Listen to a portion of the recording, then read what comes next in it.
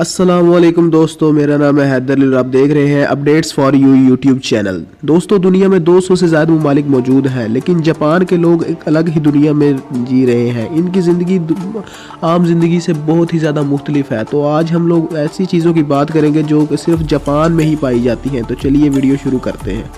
Number 1, baby crying festival. दोस्तों, आप लोग जानते हैं कि अगर दुनिया में कोई भी बच्चा है वो दिन में दर्जनों बार रोता है और माएँ तो इसे चुप कराने में ही लगी रहती हैं। लेकिन क्या हो कि अगर खुद बच्चे को जानबूझकर रुलाया जाए। जी हाँ, जापान में एक ऐसा फेस्टिवल मुकर्रर किया जाता है जिसमें बच्चे को जानबूझकर रुलाया जाता है ताकि ये कंपटीशन जीत जाए। ये एक सुमो सुची टेम्पल के अंदर ऑर्गेनाइज़ किया जाता है, जिसमें सूमो रेसलर्स बच्चे को उठाकर इसे मुख्तलिफ़ तरीक़ों से रुलाने की कोशिश करते हैं और ताकि ये ज़्यादा से ज़्यादा रोए, और जो बच्चा ज़्यादा से ज़्यादा रोता है वो ये ये कंपटीशन जीत जाता है।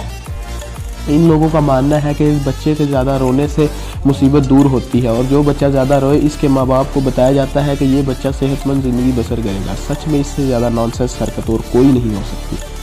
नंबर 2, नूडल्स बार। दोस्तों, जापान में सबसे ज़्यादा नूडल्स ही पसंद किए जाते हैं। रेमन नूडल्स इनमें सबसे ज़्यादा पॉपुलर है, जो कि ब्रेकफास्ट, लंच, इवन के डिनर में भी खाए जाते हैं। लेकिन क्या हो कि अगर इनमें कोई नहाना ही शुरू कर दे, ये सोच कर ही बड़ा अजीब लगता है, लेकिन जापान के साउथ ईस्ट में एक जगह है जहाँ पे ये काम सच में होता है। इन लोगों का मानना है कि अगर आपको एक ब्यूटीफुल स्किन चाहिए तो रेमन नूडल की रेसिपी इसके लिए बहुत बेहतर है, और दूर दूर से लोग यहाँ नूडल्स में नहाने आते हैं ताकि वो अपनी जल्द को बेहतर से बेहतर बना सके। इन लोगों का मानना है कि अगर यहाँ नहाया जाए तो इसके बाद किसी भी क्रीम की ज़रूरत नहीं पड़ती। सच में यहाँ के लोग सब बहुत ज़्यादा अहमक और बेवकूफ़ है। Number 3, laundry restaurant.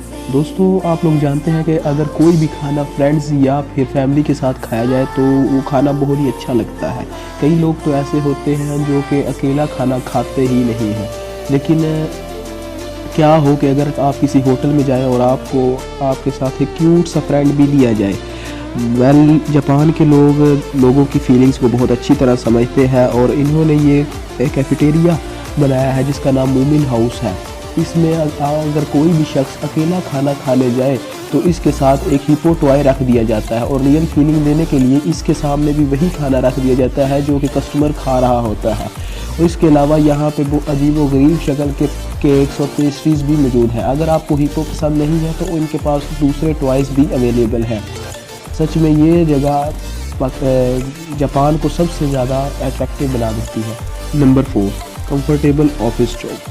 दोस्तों, अगर आप किसी भी ऑफिस में काम करते हैं तो आपको पता होगा कि ये जॉब कितनी ज़्यादा डिफ़िकल्ट होती है। सारा दिन एक ही चेयर पर बैठना और एक ही स्क्रीन के सामने बैठे रहना, और ऊपर से बॉस भी हर वक्त सर पर रहता है।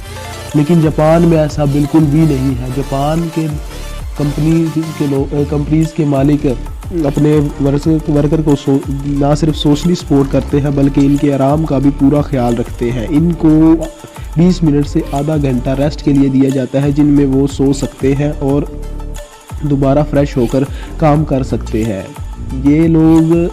इन लोगों को 1 से 4 बजे के दरमियान इजाज़त होती है कि वो किसी भी वक्त अपने रेस्ट एरिया में जाकर सो सकते हैं और आराम कर सकते हैं। ये सच में बहुत ही ज़्यादा अमेजिंग है। Number 5, tip.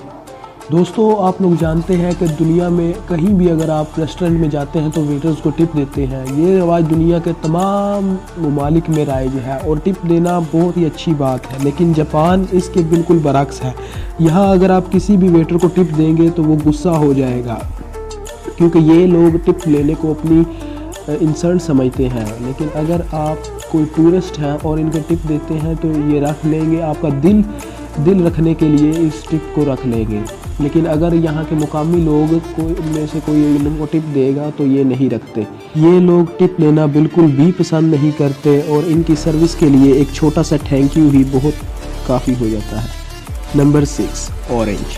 दोस्तों, आप लोग जानते हैं कि ऑरेंज एक बहुत ही स्वीट फ्रूट है, और इसलिए लजीज होने के साथ साथ अपने अंदर बहुत से विटामिन भी रखता है जो कि इंसानी सेहत के लिए बहुत ज़रूरी है। लेकिन ये दुनिया में जहाँ भी पाया जाता है गोल शेप में पाया जाता है। इसका दुनिया में जहाँ भी इसकी फार्मिंग की जाती है इसका टेस्ट मुख्तलिफ हो सकता है, लेकिन इसकी शेप और कलर मुख्तलिफ नहीं हो सकता। लेकिन जापान में ऐसा बिल्कुल भी नहीं है। यहाँ पेंटागोन शेप के ऑरेंज उगाए जाते हैं। ये ऑरेंज सिर्फ जापान ही में उगाए जाते हैं।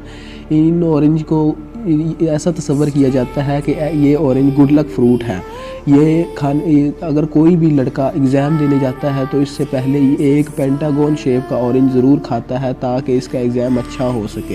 ये लोग इसे बहुत ही अपने लिए बहुत ही गुड लक साबित तस्वर करते हैं और इन्होंने इसका नाम भी ऐसा ही दिया हुआ है। लेकिन ये ऑरेंज नेचुरली ही ऐसे नहीं होते। इन्हें पेंटागन शेप के बॉक्स में डालकर उगाया जाता है ताकि इनकी शेप ऐसी हो सके। लेकिन जो भी हो, बहरहाल इनकी शेप बहुत ही ज़्यादा अट्रैक्टिव है। Number 7, toilet. दोस्तों, आप लोग जानते हैं कि दुनिया में बहुत ही ज़्यादा तरक्की हो रही है और टेक्नोलॉजी नई से नई चीज़ें इन्वेंट कर रही है, लेकिन जापान ने इस काम में दुनिया को बहुत पीछे छोड़ दिया है। इन्होंने ये हाई टेक टॉयलेट सीट्स बनाए हैं जो कि किसी भी शख्स के करीब आते ही ऑटोमेटिकली ओपन हो जाते हैं। इनमें नॉर्मली आप किसी भी फ्लश सीट को देखें तो इसमें सिर्फ एक बटन होता है, लेकिन इसमें दर्जनों बटन के साथ साथ एक रिमोट कंट्रोल भी है। आप जैसे ही इसके करीब आते हैं तो ये खुद ब खुद ओपन हो जाती है। इसमें बहुत से फीचर्स भी मौजूद है, जैसा कि ये अगर आप चाहे तो इसके पानी के टेम्परेचर और सीट के टेम्परेचर को भी मैन्युअली ऑपरेट कर सकते हैं अपने लिहाज से। और अगर आप चाहें तो आप इसके पानी के प्रेशर को भी कंट्रोल कर सकते हैं। इसके अलावा इसमें वाशर के साथ साथ ड्रायर भी मौजूद है। इस बात से ज़ाहिर होता है कि अगर आपको फ्यूचर देखना है तो आप जापान चले जाएं। तो आज के लिए सिर्फ इतना। उम्मीद है कि आप लोग को वीडियो पसंद आई होगी। अगर आप लोगों को वीडियो पसंद आई तो वीडियो को लाइक करें और चैनल को सब्सक्राइब करें और मेरे इसी तरह की और वीडियोस देखने के लिए बेल आइकन प्रेस करना बिल्कुल मत भूलें।